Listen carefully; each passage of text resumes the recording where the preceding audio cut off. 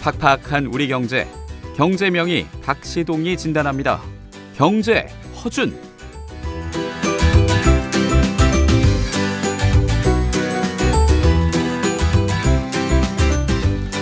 네, 공매도 금지 조치로 주식 급락이 이어지고 있습니다. 공매도 금지 카드 이렇게 일일천하로 끝나는 걸까요?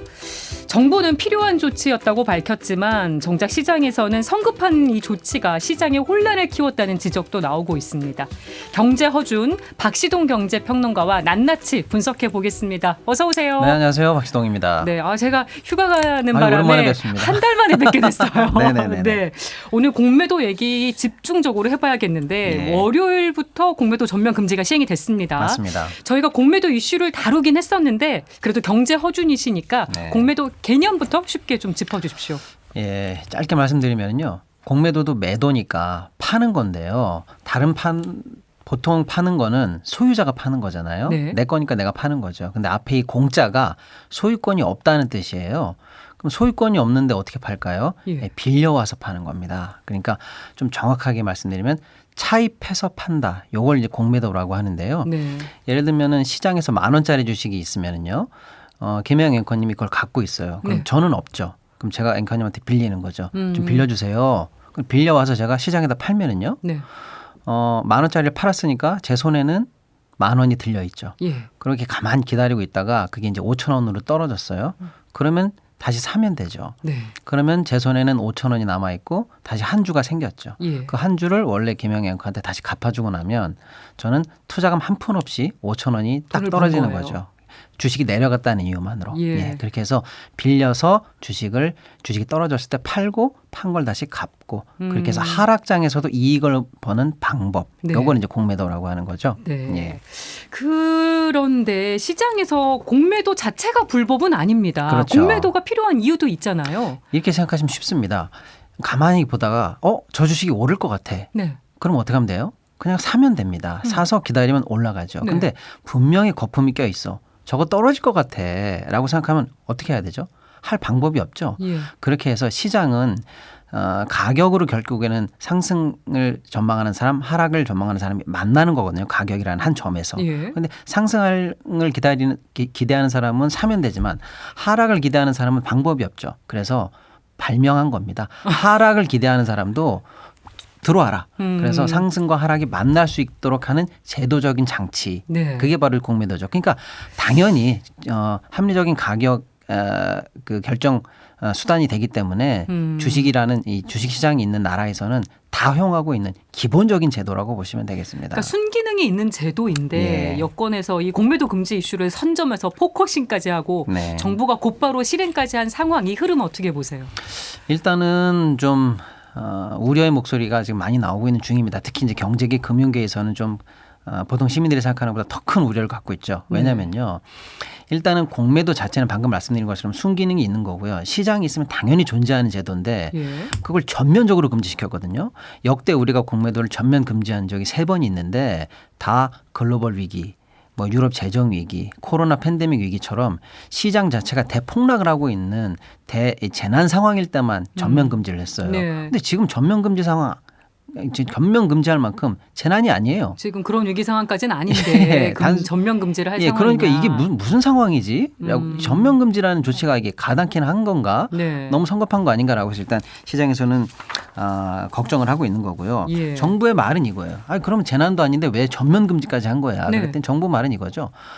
불법 공매도가 너무 심해서 일단은 멈춰놓고 제도를 개선해야 되겠습니다라는 건데, 야 이거 정말 빈대 잡으려다 초가 삼간 태우는 거 아닌가라는 지금 시장에서는 얘기를 하고 있는 거고요. 네. 그러다 보니까 과도한 조치다 보니까 정부가 했던 그 명분 네. 그것조차도 지금 시장에서는 믿고 있지는 않는 거죠. 근데 정부의 말에 더 의구심이 드는 이유가 그렇죠. 김주현 금융감독위원장 불과 얼마 전 했던 발언 때문에 더 논란이 일고 있는 것 같습니다. 인터넷 쳐보시면 아마 바로 나올 거예요. 생생하게 동영상으로 막 돌아다니고 있는데요.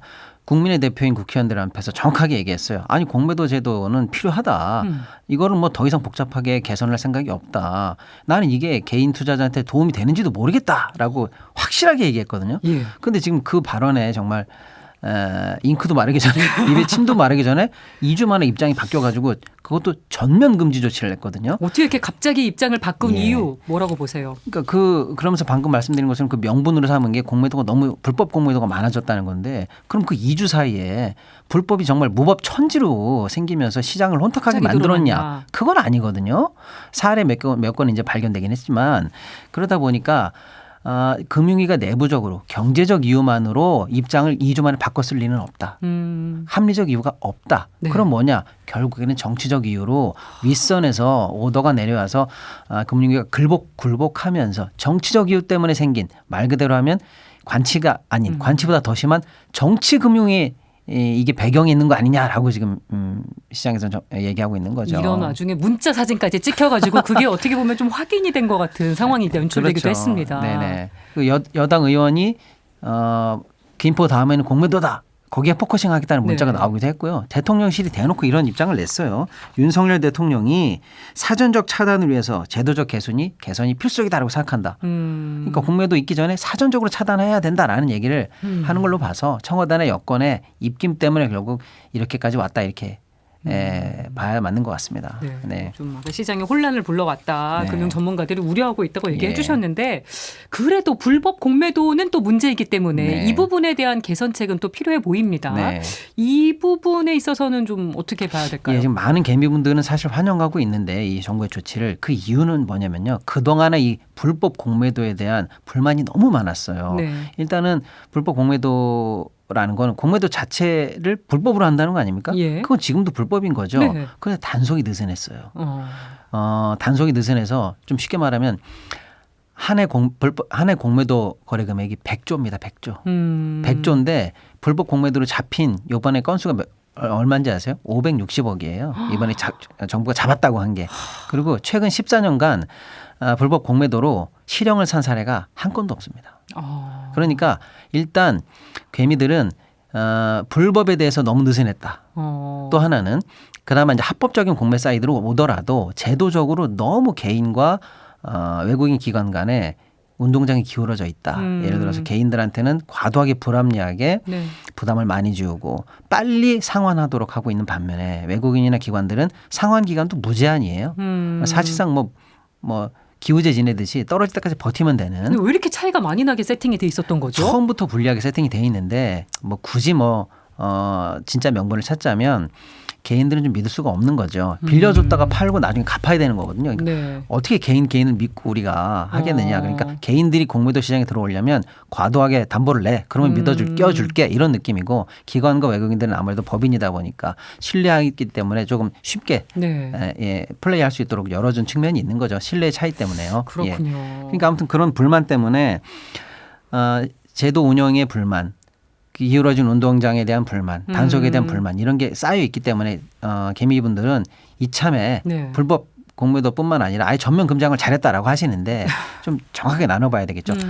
시민단체나 학계나 많은 전문가들도 이런 공매도 제도 자체의 불합리함, 네. 불법 공매도에 대한 느슨한 단속 이거 반드시 시정돼야 된다고 공감을 하는데 그렇다고 해서 제도 자체에 순기능이 있는 걸 전면적으로 금지한 건 과했다. 이렇게 조금 나눠서 봐야 될 것 같습니다. 불법 공매도 개선책은 어떻게 좀 우리가 세팅을 해야겠습니까? 일단은요.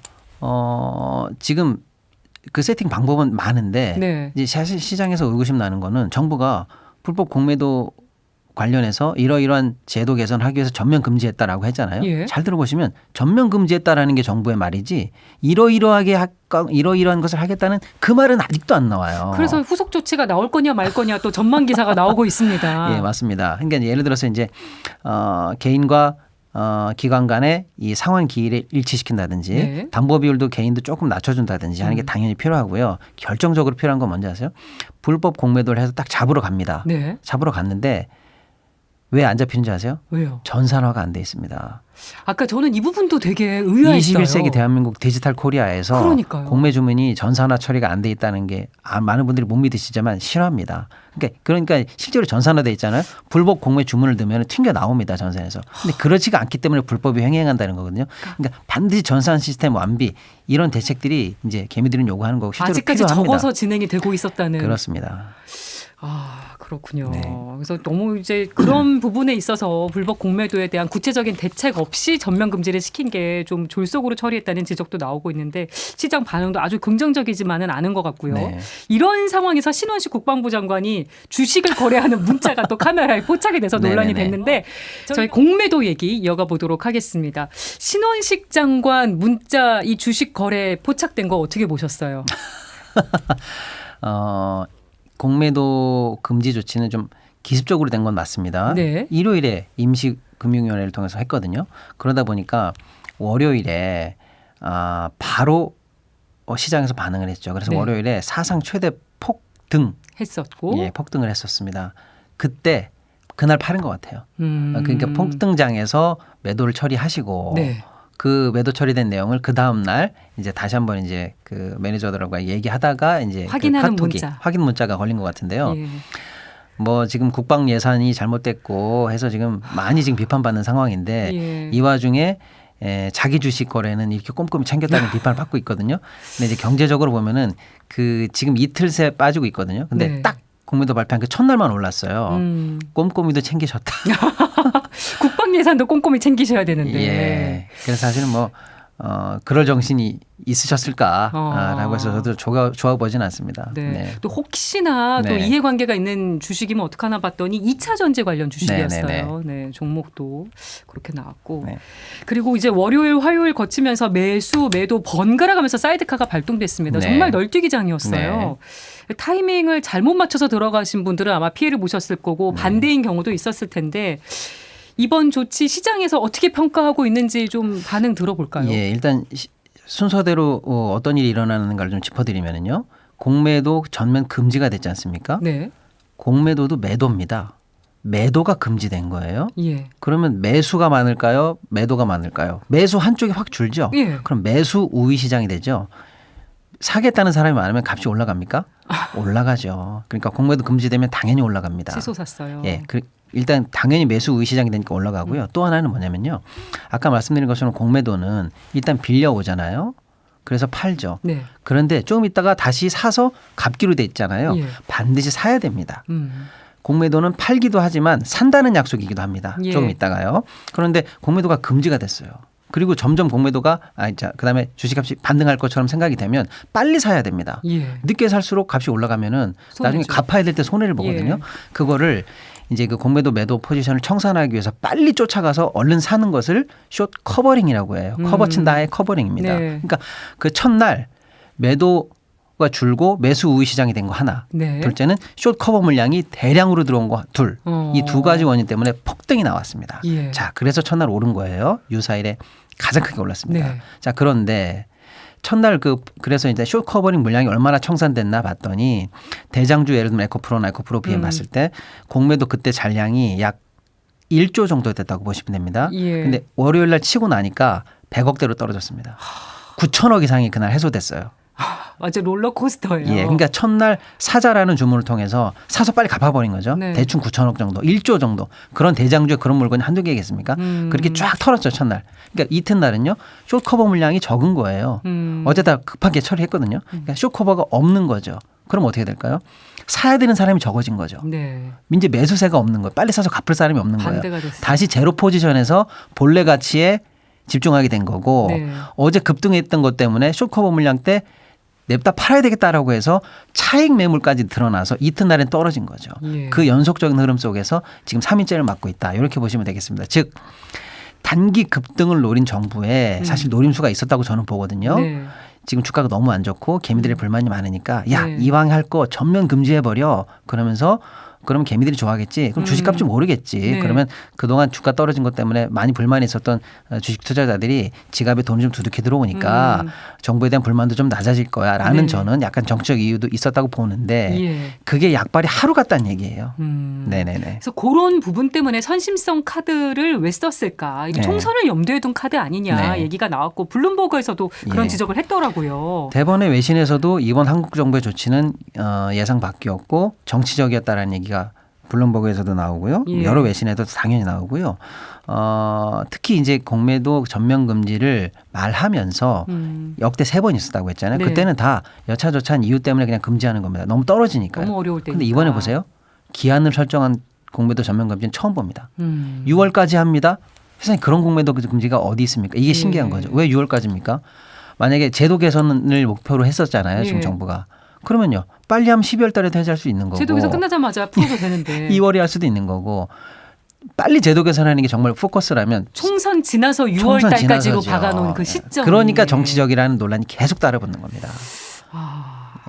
그러면 이 공매도 네. 전면 금지가 내년 6월까지 진행되는 게 불러올 부작용도 우려되는 부분이 있을 텐데 네. 이거 좀 짚어주실까요? 일단은 단기적으로는 아까 말씀드린 것처럼 공매도 포지션이 청산되면서 특히 이제 매도세가 주니까 일단은 호재인 듯 판단되는 것은 맞는 것 같아요. 어쨌거나 네. 왜냐하면 공매도가 금지된다는 건 최소한 떨어뜨리는 것은 막는다는 효과는 최소한 있거든요. 예. 그러니까 단기적으로는 호재지만 장기적으로는요 잃는 것이 더 많다는 게 지금 금융계 분석입니다. 왜냐? 첫째, 방금 말씀드린 것처럼요. 장기적으로는 그럼 매수세가 없어지는 거거든요. 예. 갖다 파는 사람이 이제 없어지는 거죠. 그러니까 네.